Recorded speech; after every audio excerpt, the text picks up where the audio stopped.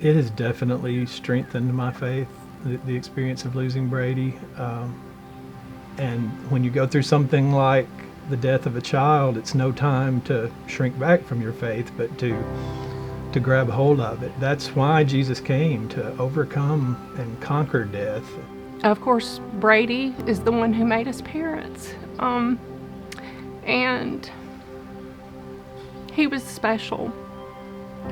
He loved all of our family unconditionally, and we knew that. He told us on a regular basis how much he loved us. When I think about his personality, I think one of Brady's goals in life was to make other people feel better, whether it was being accepting of them or making them laugh or just giving them a compliment. He loved making people laugh, and so I think when you ask his friends about him, like, one of the first things they would say is he was hilarious and he was so good at making people laugh. He was my biggest cheerleader and in some aspects one of my best friends, even though he was my child. He was just a really, really neat person, and the past year since he passed, I've found myself making intentional efforts to treat other people the way Brady did.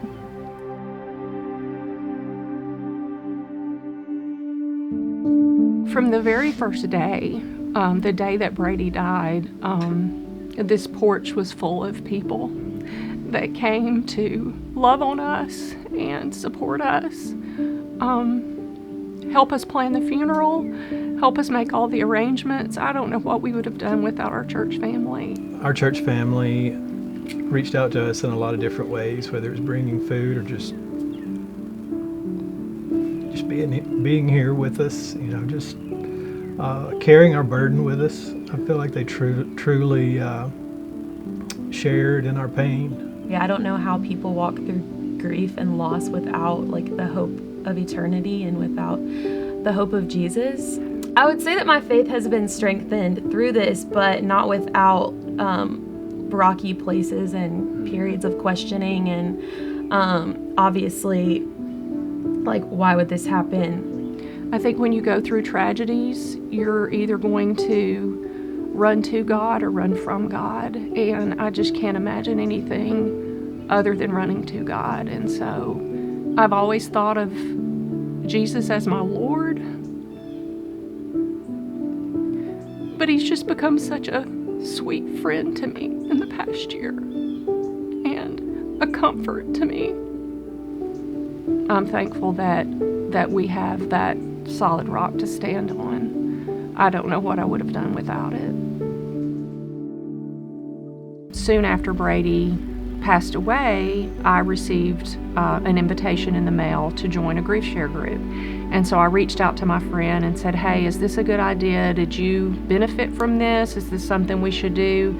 And he said, absolutely, it's one of the best things I did.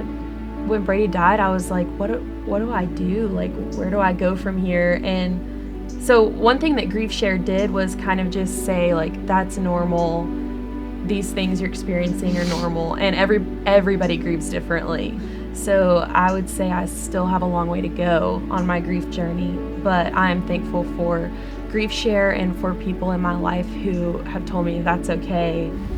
And I think it's an atmosphere, an environment where you can come and you can just be a spectator if Exactly. you want to. There's no pressure to talk or answer questions. You'll have an opportunity to talk about your feelings or open up if you would like to, but there's no pressure to do that. It's a 13-week program, so you'll watch 13 videos, and then after the videos, we would split up in small groups and have a time of discussion to kind of give our input on what we felt about the video, what was helpful to us. And so for me, the small group was very helpful. I liked being able to hear what other people's thoughts were. Yes, I would tell someone, don't try to do it alone. It's not healthy to ignore your grief. Find someone that you can open up to, that you can be honest with, and someone that will listen, and maybe not try to give you advice, but just listen. I would encourage you to come to Grief Share. If you're not comfortable with that, find someone you can talk to.